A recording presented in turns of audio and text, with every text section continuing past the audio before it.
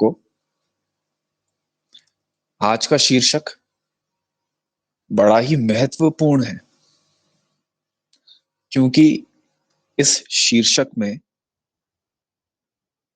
आपके और मेरे बारे में बात होगी। पूरी मानव जाति के सच के बारे में बात होगी कि हम हैं कौन, हमारा सच क्या है। तो चलिए आज इस शीर्षक को हम प्रारंभ करें।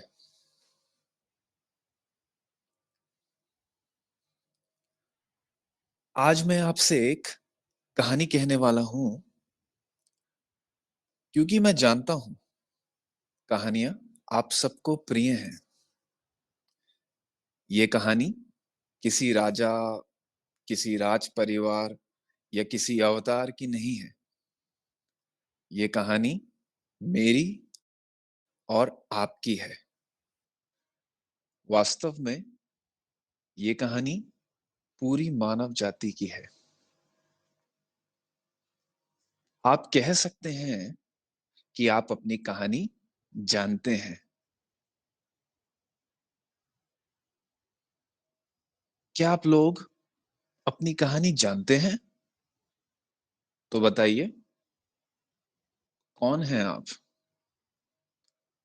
क्या है आपके अद्भुत और अमूल्य जीवन का उद्देश्य? क्या आप जानते हैं हमारे भीतर एक और व्यक्ति छिपा हुआ है जो हमें दिखाई नहीं देता, पर वो हर पल, दिन और रात खुद को अभिव्यक्त करने के लिए लड़ रहा है। वो सारे बंधनों को तोड़ने के लिए लड़ रहा है। वो शांति के लिए लड़ रहा है। वो आनंद की अनुभूति के लिए लड़ रहा है।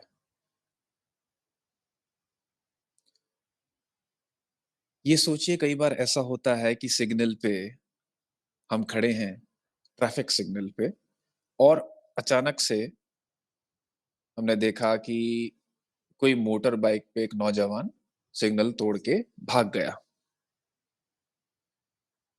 तो वो नौजवान खुद को रोक ना पाया, सिग्नल तोड़ के भाग गया, क्योंकि वह इस बंधन को स्वीकारना नहीं चाहता था। तो क्यों है असंतोष? क्यों है विरोध? इंसान सुखी होना चाहता है, लेकिन क्या उसने सुख को पा लिया?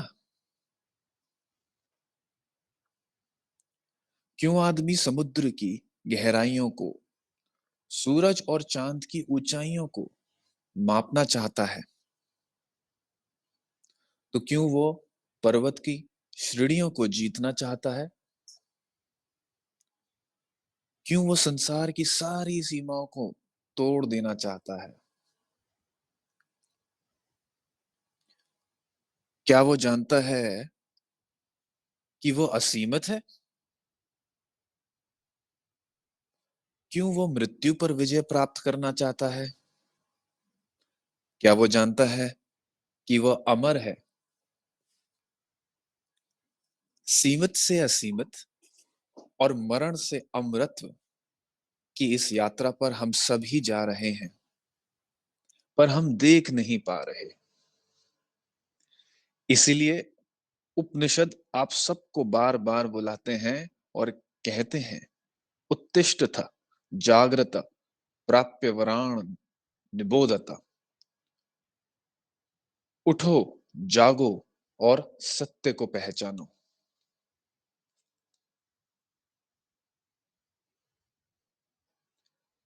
ये ब्रह्म क्या है? अहम ब्रह्मास्मि, मैं ब्रह्म हूं, तुम ब्रह्म हो, हम सब ब्रह्म हैं। वो एक है, वो निराकार है, वो सर्वशक्तिमान है। वो अपनी इच्छा से अपने आप को असंख्य रूपों में अभिव्यक्त करता है।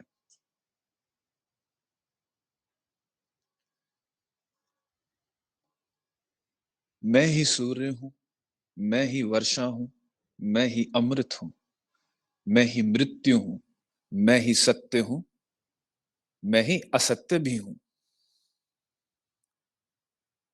उसी से सब जन्म लेते हैं, उसी के द्वारा सब जीते हैं और उसी में सब विलीन होते हैं। सभी में स्थित आत्मा मैं ही हूं। मैं सूक्ष्म से सूक्ष्म और विराट से विराट। मैं ही समुद्र हूं, मैं ही पर्वत, मैं ही वृक्ष हूं, मैं ही काम, मैं ही शस्त्र, मैं ही पशु, मैं ही जंतु, मैं ही जीवन, मैं ही यम हूं और मैं ही अद्भुत विस्मयकारी ब्रह्मांड हूं। सृष्टि का आदि मैं हूं, अंत मैं हूं।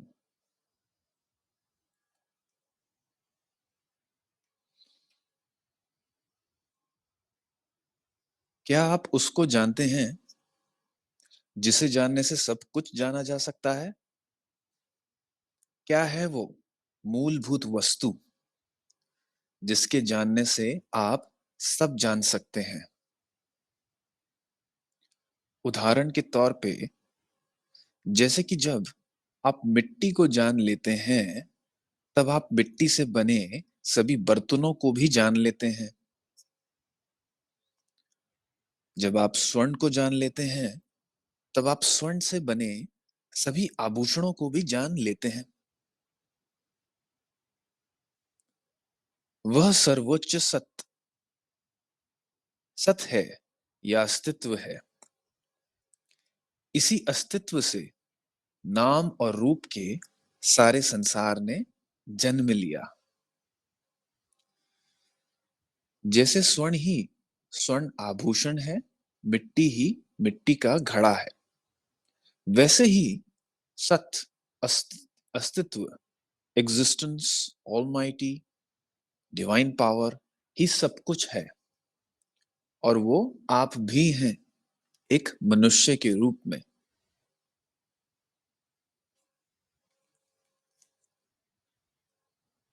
वेदात्री महर्षि का ये कहना था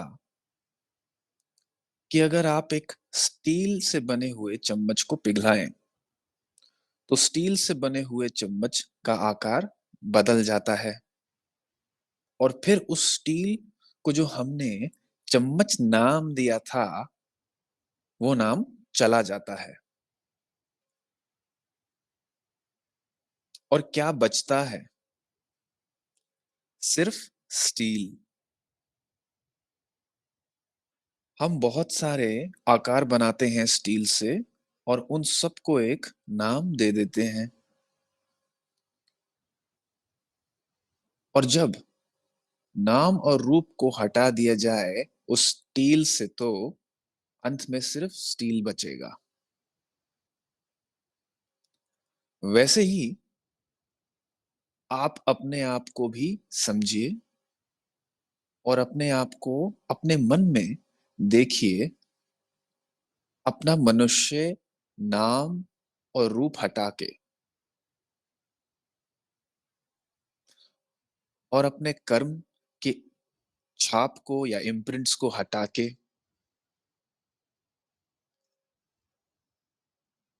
तो जो बचेगा आप में, वही ईश्वर है, वही डिवाइन पावर है, वही अस्तित्व है।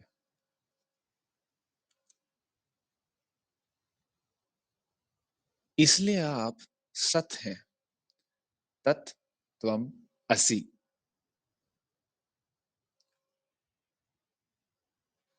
ये तत्त्वम असि वेदांत शास्त्र में महावाक्य कहलाता है।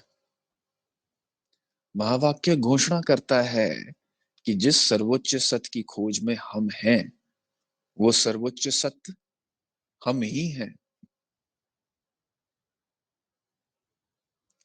यहाँ हम सभी असीम आनंद, हमेशा बने रहने की चाह और संपूर्ण ज्ञान की खोज में ये हम सबकी स्वाभाविक खोज है।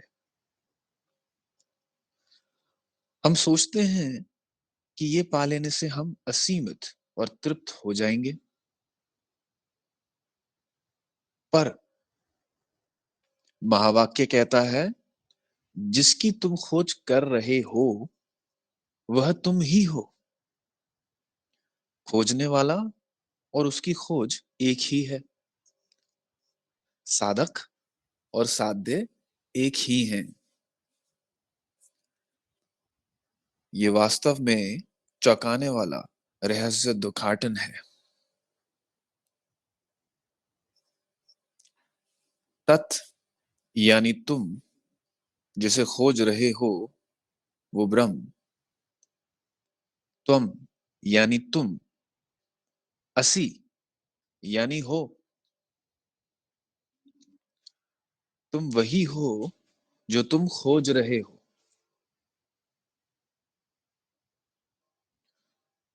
उपनिषदों में ऐसे कई महावाक्य हैं। वे सभी घोषणाएं जो साधक और साध्य, जीव और ब्रह्म की एकता को उद्घोषित करती हैं, महावाक्य कहलाती हैं। पारंपरिक तौर पर चारों वेदों में से एक महावाक्य को प्रतिनिधि वाक्य के रूप में चुना गया है। इसलिए हमारे पास चार महावाक्य हैं। ऋग्वेद के ऐतरेय उपनिषद से प्रज्ञानम ब्रह्म, यजुर्वेद के बृहदारण्यक उपनिषद से अहम ब्रह्मास्मि, सामवेद के चांदोक्य उपनिषद से तत्त्वम असि और अथर्ववेद के मांडूक्य उपनिषद से अयम आत्मा ब्रह्म लिया गया है।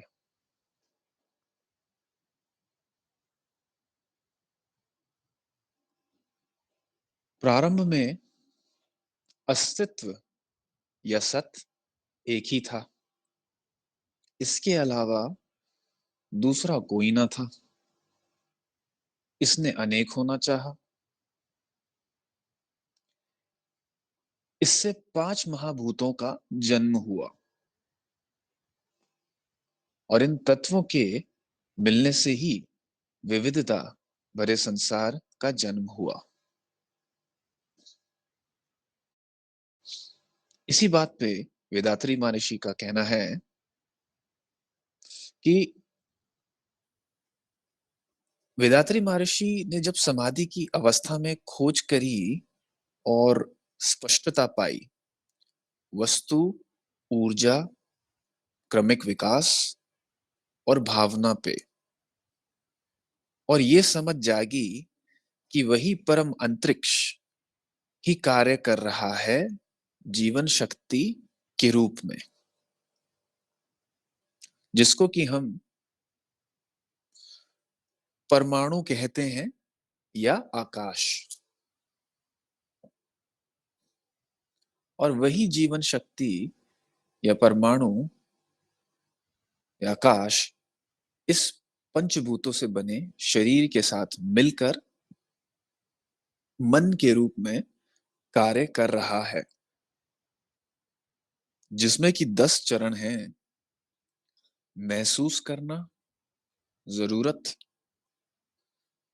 उत्साह, कार्य, परिणाम, आनंद, अनुभव, खोज, स्पष्टता और निष्कर्ष। तो अद्वैत दर्शन शास्त्र कि वह एक ही सब कुछ बना हुआ है, उनको स्पष्ट रूप से समझ आ गया।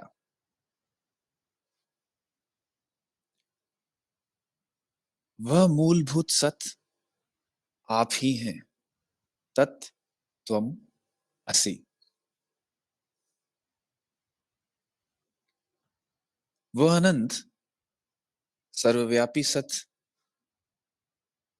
ही आपके भीतर की चेतना है।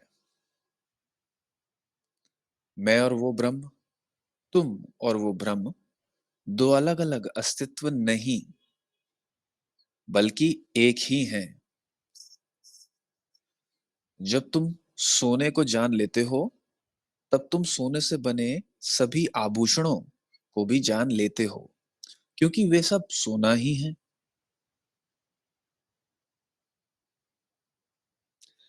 अब एक फलों के बाग को सोचिए मन में, जहां पर मधुमक्खियां हैं और फूलों से वो रस इकट्ठा कर रही हैं। इसको सोचिए अपने मन में। तो क्या आप शहद इकट्ठा कर रही मधुमक्खियों को देख पा रहे हैं? भिन्न भिन्न फूलों का रस जब एक हो जाता है तो शहद बन जाता है। पर क्या शहद बनने के बाद वो रस ये कह सकता है कि मैं इस फूल का हूं या उस फूल का रस हूं?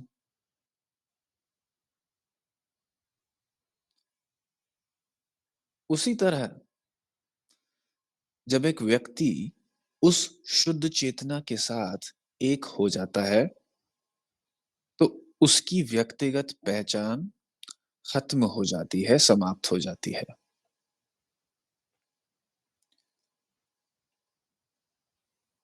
वेदांतरी महर्षि का इस बात पे ये कहना था कि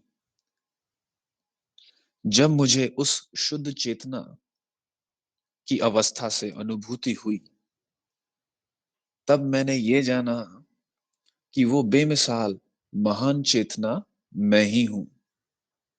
तो मैं किससे तुलना करूं अपनी और गर्वित महसूस करूं? अहंकार आने का कोई प्रश्न ही नहीं उठता। जब मैं ही ईश्वर हूं और ईश्वर ही सब कुछ है। जब मैं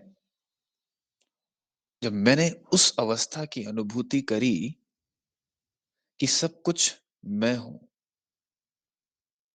और मैं ही सब कुछ हूं, किसके साथ मैं अपनी तुलना करूं? आक्रामकता मैं की और अधिकार की भावना मेरे की पूर्ण रूप से नाश और समाप्त हो जाती है। मैं कौन हूं की अवस्था पे वो स्पष्टता कि मैं ही ईश्वर हूं।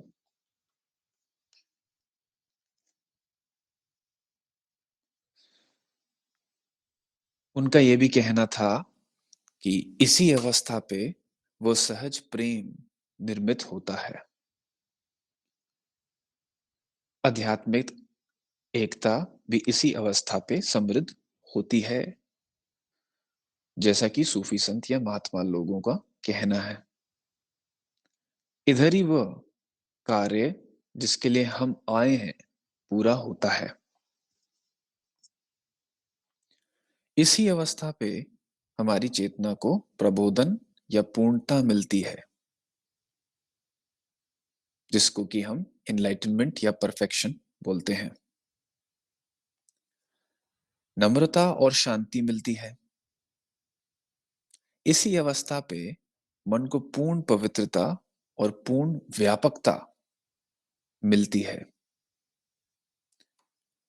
प्रेम, करुणा और आनंद प्राकृतिक गुण बन जाते हैं। वो बने रहने की शक्ति बिना कोई विचलन के उस पुण्य के पाथ पर इस ही अवस्था पे उपलब्ध है। इस अवस्था पे आप सबके लिए पहुंचना आसान है। ये वेदात्री महर्षि का कहना है।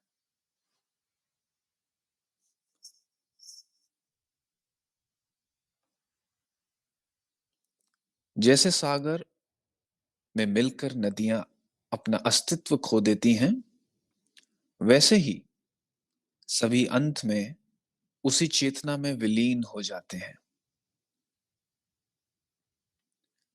सभी को जोड़ने वाली वो चेतना ही सत्य है।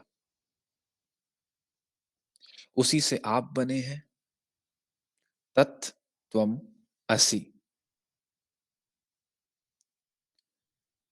इसी बात पे महर्षि का भी कहना था कि हम एक दूसरे से अलग नहीं हैं इस दुनिया में, हम जुड़े हुए हैं उस सर्वव्यापी शक्ति के द्वारा, जो कि सर्वव्यापी चेतना कहलाती है।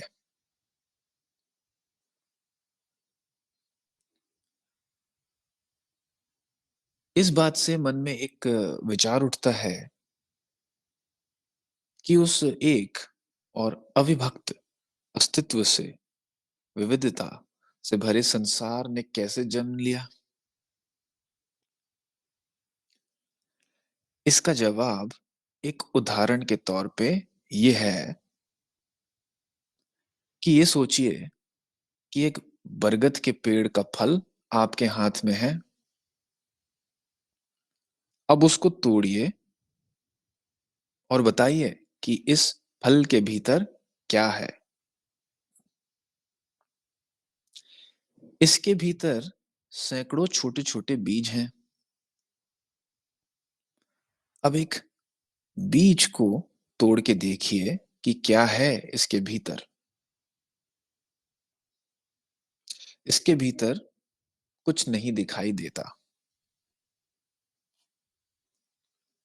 तो इस सूक्ष्म तत्व जिसे आप देख नहीं सकते, उसी तत्व की सूक्ष्मता से ही इस विविधता, शाखाओं, फूलों और फलों के साथ समूचे बरगद पेड़ का जन्म हुआ है।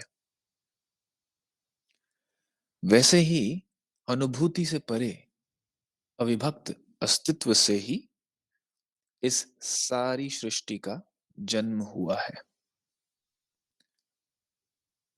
वही चेतना आप हैं, तत् त्वम असि।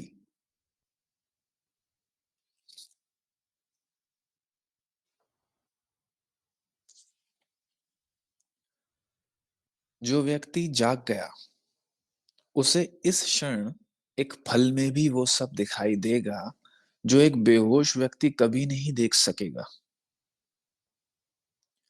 जागा हुआ व्यक्ति उस वृक्ष को देखेगा जहां ये फल उपजा। वसंत ऋतु में उस वृक्ष पर खिलते हुए फूलों को देखेगा। धूप को उस वृक्ष को पालते हुए देखेगा। वर्षा की बूंदों को उसे सींचते हुए देखेगा। तो पूरी प्रकृति इस फल में ही समाई है।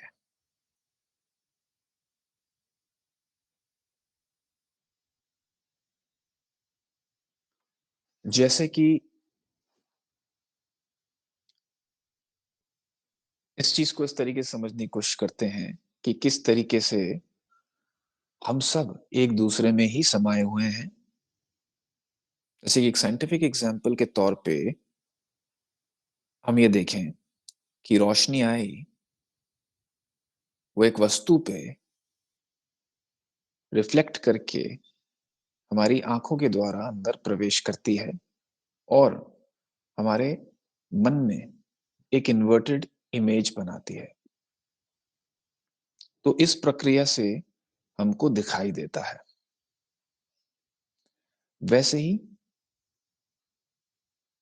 साउंड वेव्स आती हैं हमारे ईयर ड्रम्स के थ्रू, वो अंदर एंटर करती हैं इलेक्ट्रिकल इम्पल्सेस के द्वारा, और फिर हमको अपने भीतर ही, अपने अंदर ही महसूस होती है और सुनाई देता है।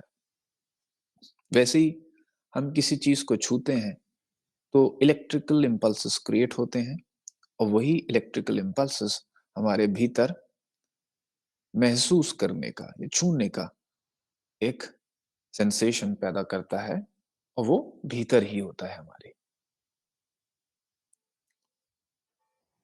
तो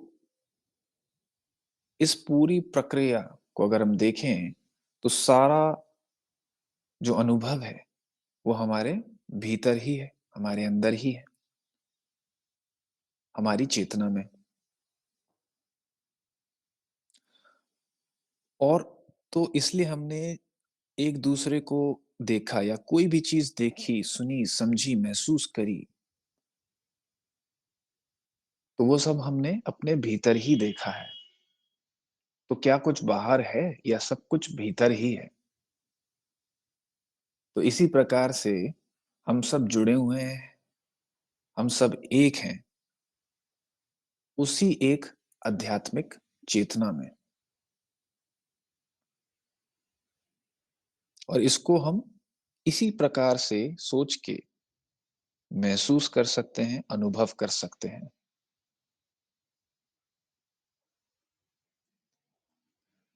यदि जीवन ऐसे जी लिया तो एक समझ जागेगी अपने विषय में और उसमें, जिसे हम अपने से बाहर या अलग समझते हैं। यदि ये समझ जागेगी तो हमारे अंदर करुणा और प्रेम का भाव स्वाभाविक ही जागेगा। और उस करुणा और प्रेम में हम एक दूसरे को स्वीकार करेंगे। हम स्वयं जान जाएंगे कि हम में और अनेक में कोई भेद नहीं है, एक ही चेतना, एक ही स्रोत।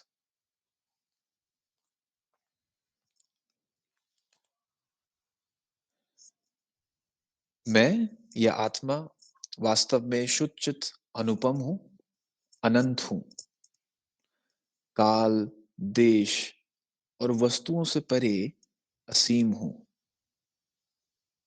जिसमें जीव, ईश्वर और जगत का भेद नहीं है।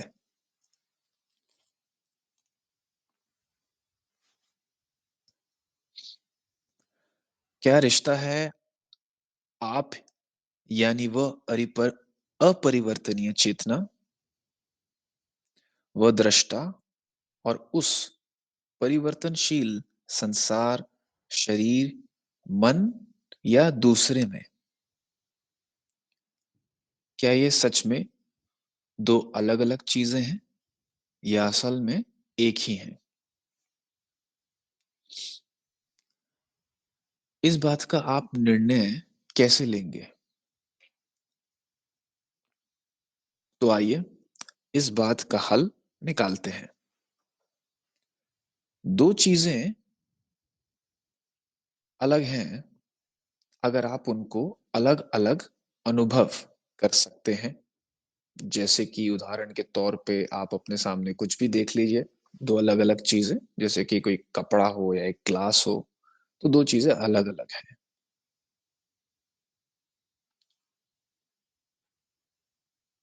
पर क्या किसी ने अनुभव किया है इस दुनिया को, शरीर को या मन को बिना कोई होश के, या बिना जागरूकता के, या बिना उस चेतना के?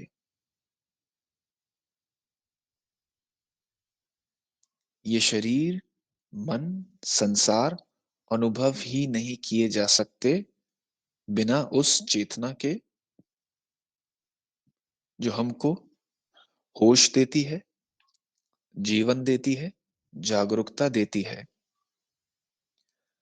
वही चेतना वास्तविकता में प्रकट होती है स्वयं वस्तु के रूप में।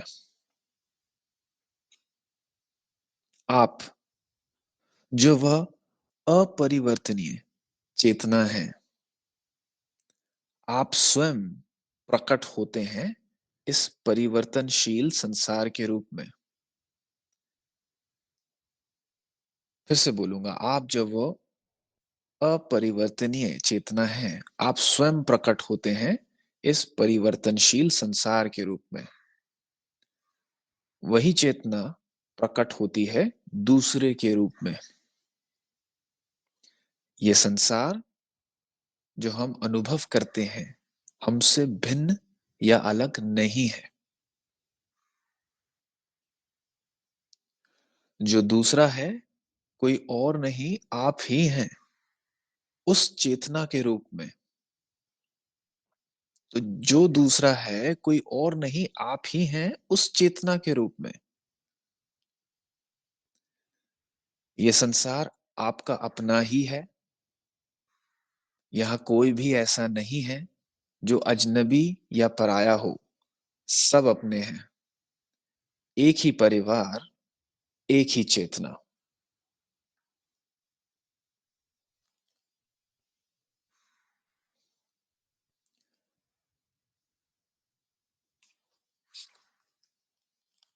जिस प्रकार एक सपने में हर एक व्यक्ति, वस्तु, जानवर आदि जो आप देखते हैं, वो सब कोई और नहीं, आप ही हैं।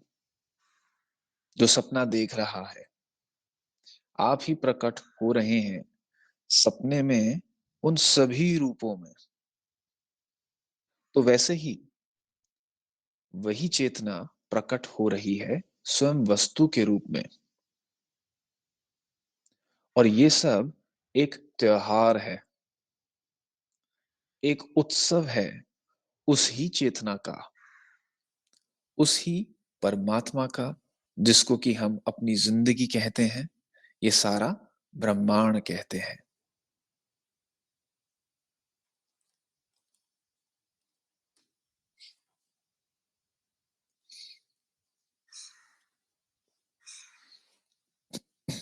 चैतन्य रूप ब्रह्म से दिखाई देने वाला जगत चल रहा है। वही चेतना मुझ में भी है। पर वो कौन है और मैं कौन हूं? वह और मैं का कोई अलग अस्तित्व नहीं है। मैं भी वही हूं। आप जिस अनंत सच्चित आनंद को खोज रहे हैं, वो तो वास्तव में आप स्वयं हैं।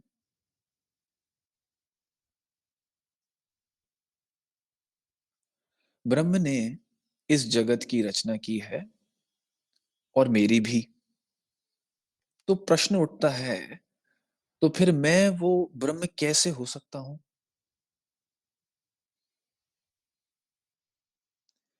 तो एक समय केवल ब्रह्म था। ब्रह्म के अतिरिक्त और कुछ भी ना था। न चांद, न तारे, न ये धरती, न आकाश, कुछ भी नहीं। केवल ब्रह्म था। उसने स्वयं से सृष्टि की रचना की। वो स्वयं ही आकाश, वायु, धरती, जल और अग्नि है। वो स्वयं ही आप हैं और मैं भी। जो इस सत्य को नहीं जान पाता, वो इस दिखाई देने वाले जगत के भेद को ही सत्य मान उसमें उलझ जाता है। पर जो इस संसार के आवरण में छिपे सत्य को जान लेता है, पहचान लेता है, वो शुद्ध चेतना को प्राप्त कर लेता है।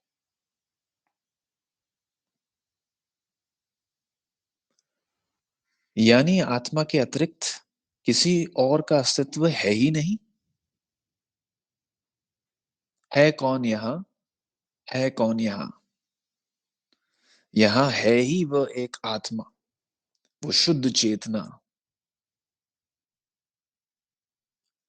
दूसरे शब्दों में, ब्रह्म और व्यक्ति के भीतर प्रकाशित मूल तत्व आत्मा एक ही है। मांडुक्य उपनिषद से, अयम आत्मा ब्रह्म। इसीलिए आत्मा पर मन को एकाग्र करो और उसी में स्थित रहो, क्योंकि वह आनंद तुम ही हो।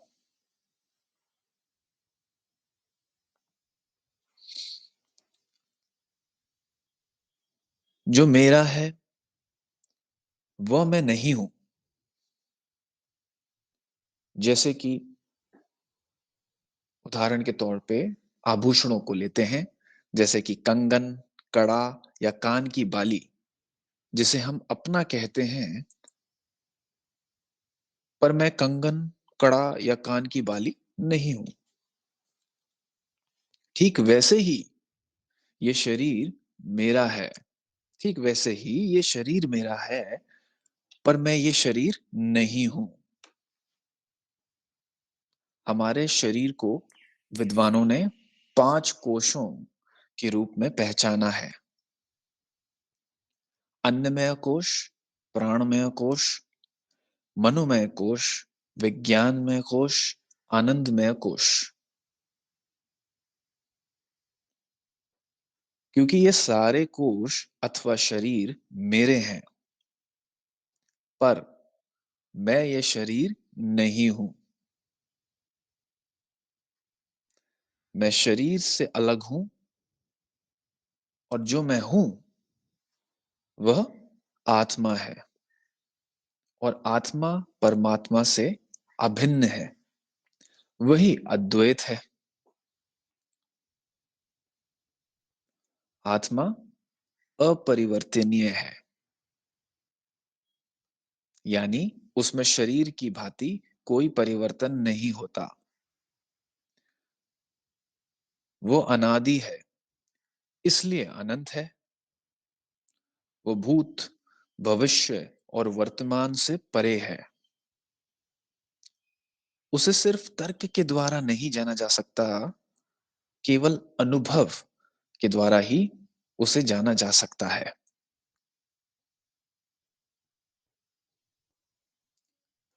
वह जो तीनों अवस्थाओं, जागृत, स्वप्न और सुषुप्ति में भोग्य, भोक्ता और भोग से अलग है, वह साक्षी, सर्वदा मंगलमय, शुद्ध चैतन्य मैं हूं। और इसी के साथ मैं आज का शीर्षक जो है यहीं पे समाप्त करूंगा। धन्यवाद। वाल्ह वैयगम, वाल्ह वलामडन।